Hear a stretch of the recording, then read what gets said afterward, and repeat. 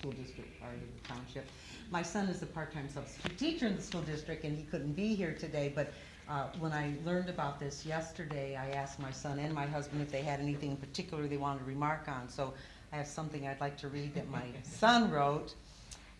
He particularly often subs in the middle school, so he is well aware, Dr. Hilbert, what you're referring to about the lack of equity in access for some of our students. And I'm also a volunteer in a classroom here in the elementary school every week, so I have some perceptions too. Anyway, so my son, who is very much part of the cyber generation, he'll be 28 this year, wrote this. I believe first and I'll have a copy, by the way, for Congressman Wahlberg and for you after I read this. I believe first and foremost that fixed broadband service is our most effective method of delivering reliable and affordable high-speed service to America's rural communities, including our own here in Western Washtenaw.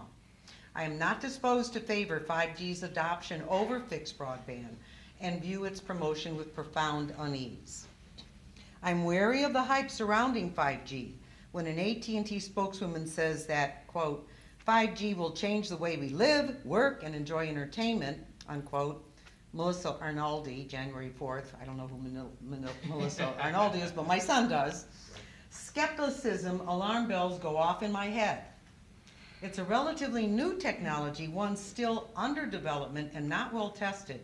Is the government really going to tell America to put its trust in an experimental wireless technology that hasn't even yet been tested and deployed in the home cities of AT&T and Verizon? AT&T and Verizon reminds me of another concern. Since Sprint and T-Mobile are trying to merge again, and this time expect the merger to go through, America will have 3 national mobile providers who will become the sole nationwide providers of 5G in America if and when these wireless plans go through. 5G, as a panacea for rural internet coverage, is going to funnel more money into these 3 companies and, more alarmingly, is going to funnel a vast portion of America's online traffic through these companies' hands. At a time when the FCC is making moves to repeal or relax net neutrality and the idea of guaranteed access to all online content and products without favoritism or throttling of speeds, that makes me extremely nervous, says my son. America, I'm getting near the end, America has already developed a way to provide rural coverage, and it's a method I hope the FCC and Congress can support more. Municipal broadband can provide high-speed internet through robust infrastructure to all sorts of rural communities. Linden Township voted for this last year, and other Michigan towns such as Sebuang, I hope I'm pronouncing that, Sebuang, up in the thumb, have happily enjoyed municipal broadband services for years at this point. It's a tried and tested method which provides high speeds, uses tested and well-known infrastructure and technology, and leaves control in the hands of locals, not national corporations. I implore Congressman Wahlberg and the FCC to please support broadband first and foremost and pump the brakes a bit on this 5G hype. So I'll hand these to you. Well, thanks for being very focused on these issues. It's great to see the passion and the amount of information he has on this. I think there's a lot of great points in there, and I think as we've heard about when it comes to 5G, a lot of 5G is ending up going to be a fiber play. The 5G is really about how do we get that wireless signal into the wired network faster. So we need a lot more fiber deployment in order to make that a reality, and we'll see how it ends up playing out. So, but thank you. I'll again pass these to you when we're finished here. That'd be great. Thank you. Well, let's talk about, pardon? There's no hands on there. That was my chief of staff. Tell me I have only so much time. The lady In the back, okay. Thank you. I live in Linden Township, and as you've already heard, we voted to have broadband to the home and tax ourselves for that purpose. And we're working on building that system out as we speak. And we've been working with the Washtenaw County Road Commission. What we want to do is bury our fiber along the existing county road rights of way. And we've been working with the Washtenaw County Road Commission, and our concern is that their rules and standards are such that it makes it very challenging and difficult and expensive for us to be able to implement our project unless we get some kind of relief from them. So, you know, we're kind of in the process of trying to get variances from them to be able to build our project in a cost-effective way. And we may be reaching out to the local leadership here to provide support for us as we try to get those variances in place for the project to proceed. Thank you. Yeah, it's a great point. It actually is a controversial point, and I don't think it necessarily should be. I mean, from my perspective, when you look at the deployment of broadband infrastructure, we shouldn't be looking at that as a revenue-generating opportunity from a permitting perspective. The permit process, it shouldn't be too cumbersome, yet it is. And so I think you're right that, you know, whether it's the state level, the local level, the federal level, we should be looking at encouraging broadband deployment and then viewing the economic opportunity coming from when our community gets the broadband and not, you know, posing costs on the deployment itself. So I think those are great points. We may be coming to you for a letter to that effect.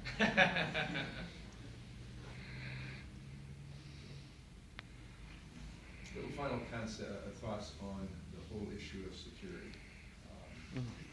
The FCC is involved. Privacy with is that. not security. Security is not As I said, privacy. we had Mark Zuckerberg in front of us for hours. And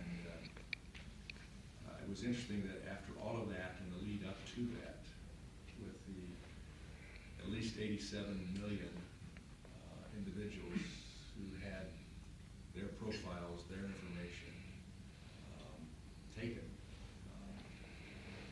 yet from what we've heard even since that hearing, that really hasn't changed the practice on Facebook by the Facebook users. Primarily hasn't changed much. They still, I guess, are willing to accept the insecurity that's there until something worse happens. In your discussions, Mr. Commissioner, what have you brought up and what's going on there? Yeah.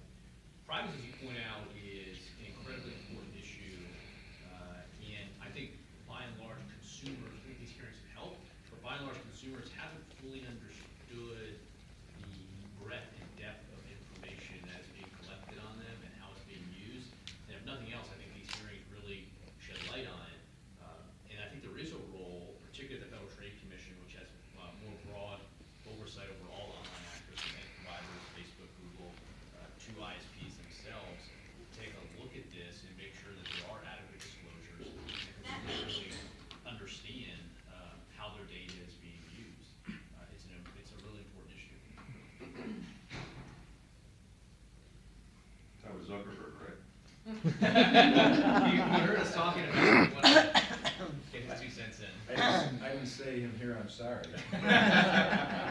He ought to. So I don't know if that was Zuckerberg.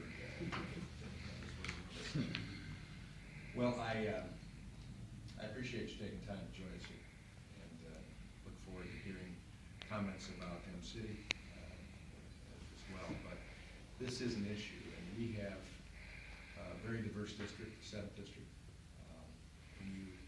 When you surround Ann Arbor on 3 sides with all that goes on there, have bedroom communities for Michigan State and state governments as well. When you have the industry here, the auto plants, the assembly plants, as well as research facilities like Toyota. Their #1 research facility in the United States is right here in York Township, just a short distance away. Connectivity is important. And then when you're talking about the educational opportunities, I saw in Morenci school system where I just came from, down southern part of my district, that they were taking the tests, and they were all on screens taking those tests. And that's rural. I know that was all set up by the ISD years ago, put the expensive hookup mechanisms in place there. It's not going backwards, and we need to continue the ability to have as rapid advancement as necessary, with oversight that is important to make sure that freedom continues and choice is given to the consumer as well as to provider and how to best meet the needs that are out there. And then we have regulatory agencies that understand what's taking place in the real world. And so I hope this has been helpful to you, as it has been. We probably go on for another hour at least talking about it. I see the smirk and Johannes' face down there. But talking about all things, including how we make it as efficient and as inexpensive as possible to get that fiber into the ground, to get to the local communities, to not tear up infrastructure in the process without taking some ownership for that, but nonetheless to complete the task. So we'll continue looking at that, and certainly our office stands ready to take all the letters, comments today by proxy. Otherwise, tell your son thank you. And we will address them and get them to the right sources as well. Thanks to the community of Chelsea. Convey that to you, Peter. Thank you for allowing us to use of these facilities. And I'm sure this is only one of probably others.